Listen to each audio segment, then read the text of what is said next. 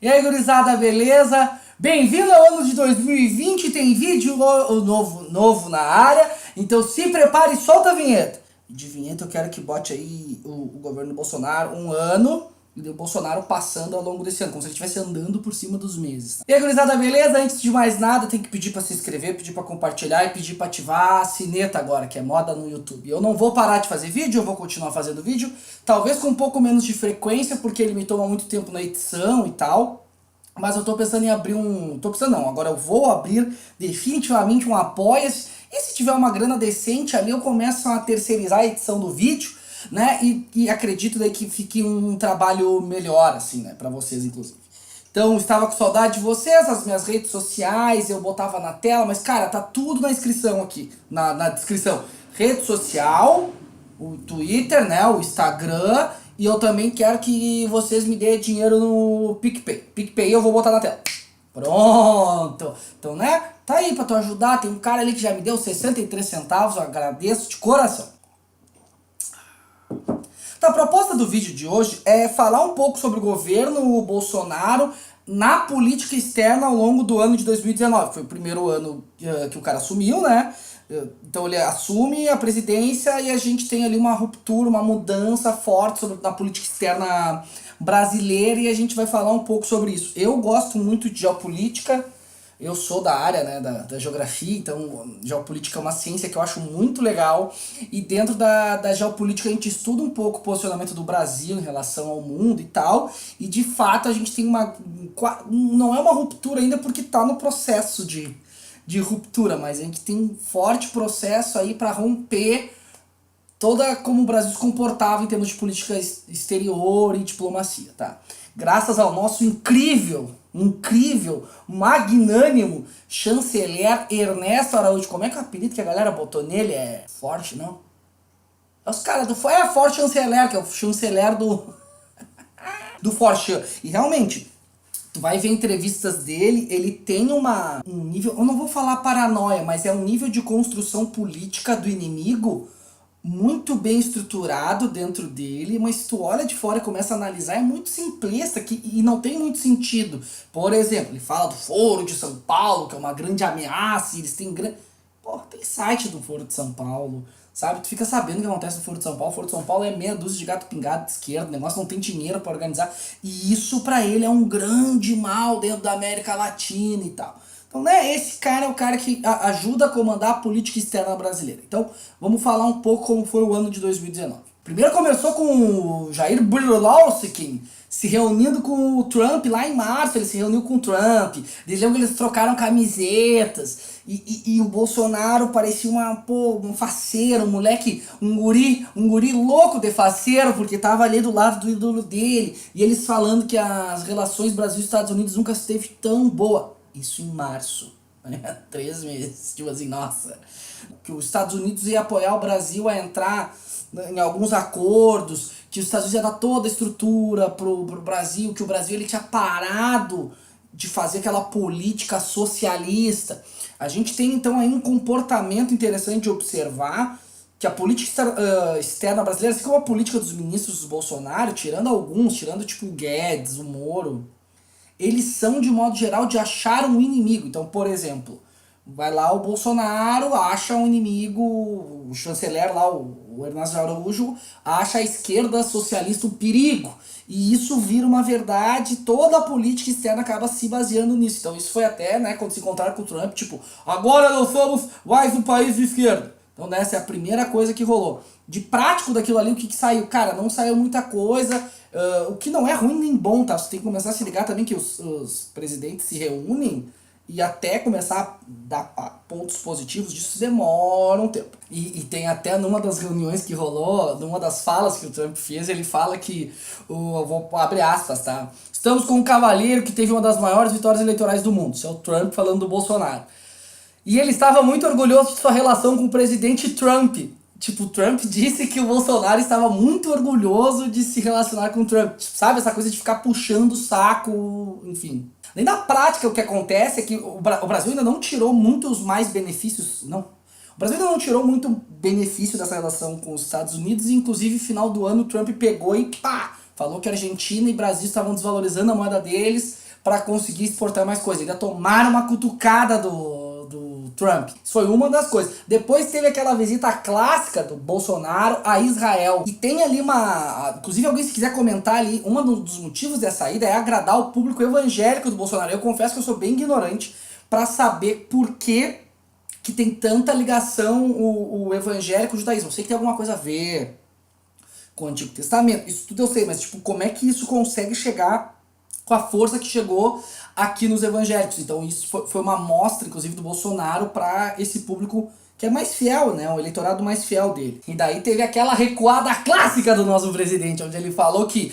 a capital, ele reconhece Jerusalém como a capital de Israel. E ele falou, eu vou mudar, eu vou botar a embaixada pra lá. E daí na hora H, que ele viu que não era bem assim, ele deu uma recuada. Mas é curioso observar isso, que ele foi na onda do Trump, só que ele viu que ele não tinha cacife político internacional para segurar isso e deu uma recuada. Ainda mais quando a gente começa a ver que uma série, a parte da nação muçulmana, consome muita coisa do Brasil. Consome açúcar, frango, putz, tem até um dado aqui, consome quase 40% do nosso frango vai para as nações árabes, né?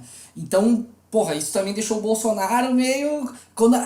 uma coisa curiosa na política internacional... É o quê? Na política internacional, na política, né? É o quê? Que o que interessa bem no fim, tem o discurso dos presidentes, tem todo como eles se comportam, mas o que interessa bem no fim mesmo é um business. Como eu vou fazer esse business. Então é isso que interessa, ficar falando mal do outro, mas compra do outro, tá legal. Só que quando alguns países ameaçam parar de comprar, daí os caras têm que meio que se acomodar a esse tipo de política. E a saída a Israel do Bolsonaro, ele reconhecer Jerusalém, é uma das grandes mudanças da política externa brasileira. Porque o Brasil, ao longo da história, o Brasil reconhecia a Palestina como um Estado soberano, ele queria que a Palestina fosse o país, ele tentava mediar o conflito Israel-Palestina, né? Agora o Brasil toma um lado bem claro, que é o lado de Israel. Então também isso é uma outra mudança que a gente tem bem interessante aí. Interessante não é legal, tá? Só tem que refrisar as coisas óbvias. Depois teve o que talvez tenha sido a grande conquista do ano do presidente, que foi o acordo entre União Europeia e Mercosul. E daí a gente tem que botar algumas ressalvas aqui. Claro que quem tira o benefício disso é o governo Bolsonaro. Não adianta querer não tirar o benefício disso. Tipo assim, imagina o cara tá montando um time de futebol e o cara montou todo o time de futebol, trocou o técnico, esse técnico só jogou uma partida, né? Ou tava ali já com o time montado e foi campeão do mundo. Bom, esse técnico que tava aí é o que tem moral na praça. Inclusive, se vocês se lembrarem do Celso Roth, tá? Quem é colorado, quem ganhou a Libertadores, na real, não foi ele, foi o Fossati, né? É mais a mesma relação. Apesar desse acordo entre a União Europeia e Mercosul há anos estarem discutindo, caiu no colo deles, eles acabaram capitalizando isso politicamente, tá? Então essa foi a vitória deles ao longo desse ano. Ainda tem que acertar uma série de coisas, tem que ter o Parlamento Europeu, né, dos eurodeputados, eles votarem. Tem ainda uma série de empecilhos, mas é um acordo que, se for tarimbado, enfim, pode trazer uma cacetada de grana aqui. O Brasil é um acordo super bom, né? E isso vai para a conta política do Jair Bolsonaro. Isso aí não adianta falar que eu estou discutindo há 20 anos. Estavam discutindo há 20 anos, ok, né? Mas na prática aí, para o cidadão médio que circula no Zap Zopperson, é a vitória do Bolsonaro. Também temos aqui as queimadas na Amazônia, não é mesmo? A gente tem ali uma série de queimadas na Amazônia e como o presidente Bolsonaro se conversou em relação a isso. Eu já fiz um vídeo sobre isso, o vídeo está aqui, eu não vou me alongar muito nisso, mas apesar de o Bolsonaro, o alicerce do Bolsonaro, um dos alicerces econômicos do Bolsonaro, ser o agronegócio, então questão de queimada, questão de conflito indígena, ele vai ficar sempre do lado do agronegócio, né? Porque a estrutura política dele, ele deu um discurso bem nacionalista em relação à Amazônia. A Amazônia é nossa, não é dos outros, que é um discurso que, se fosse feito por outra boca, poderia ser muito bem um discurso feito por um nacionalista, o cara, sei lá, o Lula poderia ter feito aquele discurso que ele faz. Então, assim, ele tem um discurso bonito, né, que ele fez, pelo menos eu achei, nacionalista, que não, é nosso, isso aí. Só que a prática dele em relação à Amazônia, ele, tipo, cagou. Mandou de volta dinheiro, falou mal da Merkel, falou mal do Macri. Tipo, o negócio queimou dia da queimada lá, tudo correligionários, não correligionários, mas pessoas que, né, amplamente apoiavam ele. Então, assim, em relação à Amazônia, isso foi, em termos de política internacional, talvez tenha sido o grande golpe que ele tomou, porque isso pegou muito mal pro país Brasil lá fora. Então, mas explora melhor no outro vídeo, eu recomendo que tu veja lá. E daí a gente tem aquele país que é um país comunista, não comunista, ele é um país socialista, né, o socialismo de mercado, que é o país China, onde é um país bem autoritário, tem um partido único, que dentro do olhar da democracia liberal seria uma ditadura, né? E foi lá em outubro o presidente Jair Bolsonaro visitar o presidente Xi Jinping, né? Foi lá o Bolsonaro e o Xi Jinping trocar uma ideia. E daí, olha como é que funciona a geopolítica. Isso foi em outubro. Antes de outubro, lá por maio, o Mourão já tinha visitado a China, e ele tinha visitado a China para deixar bem claro para os chineses que, tipo, ó, meu, o Brasil tem total interesse em manter relação aí com a China, nós somos tudo brother, nós somos tudo amigo, então assim, vamos manter essa parceria aí, tá? Então fiquem tranquilos com isso. Então o Bolsonaro a galera tava com medo que o Bolsonaro fosse falar mal da China, que nem o Trump.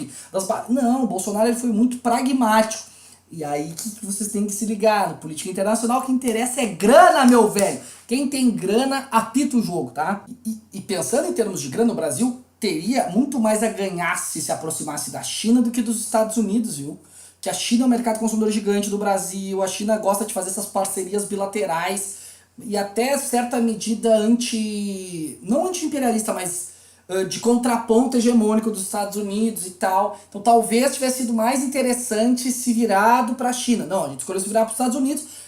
E aí sim entra uma coisa que o governo nega, que ele fala que não faz nada por ideologia. Não, se virar para os Estados Unidos é uma coisa altamente ideológica. Mas ele também foi pragmático ao não abandonar a China. Depois a gente tem ali a eleição do Alberto Fernandes na Argentina, onde talvez o Bolsonaro tenha feito a maior gafe política possível, onde ele falou que... Primeiro que ele não conhecia o cara, né? Óbvio que ele não conhecia o cara.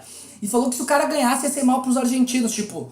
Porra, o cara vai lá, interfere na política do outro país, diz que se ganhar o presidente da oposição vai ficar mal. Tipo, o que aconteceu? O cara ganhou, o cara já não gosta do Bolsonaro, né? Óbvio que dentro da prática, dos contratos, continua comprando, vendendo, mas tipo assim, já cria uma inimizade desnecessária, não foi na posse do cara. Pô, Mercosul, onde o Brasil e a Argentina são os principais países, seria de decoro, talvez seja a palavra que foge Bolsonaro, decoro, seria de decoro que ele fosse lá, comparecesse, apertasse a mão, olha que tá, começasse. Não foi, falou mal, enfim, isso pegou super mal dentro da política externa. Isso é algumas coisas que eu lembro das viagens do presidente Bolsonaro, tá? Escreve aqui embaixo se tu lembra de outro momento positivo ou negativo do governo em termos de política externa. Eu ia falar me aprofundar um pouco mais do Ernesto Araújo, mas eu tô esperando ainda, porque eu quero organizar um vídeo um pouco melhor sobre ele, porque pra mim, na minha opinião, ele, como ministro de Relações Exteriores, ele é, olha... Bom, né? Vocês acompanham, vocês acompanham, tá? Então, assim, ó, se inscreve no canal, espero que vocês tenham gostado do vídeo, escreva aqui outros momentos que vocês tenham achado vergonhosos, ou momentos elogiosos do governo Bolsonaro, tá? Então, ativa a sineta e vamos fazer esse vídeo aí se espalhar para várias pessoas, tá? Então, era isso, beijo no cérebro de todo mundo e tchau!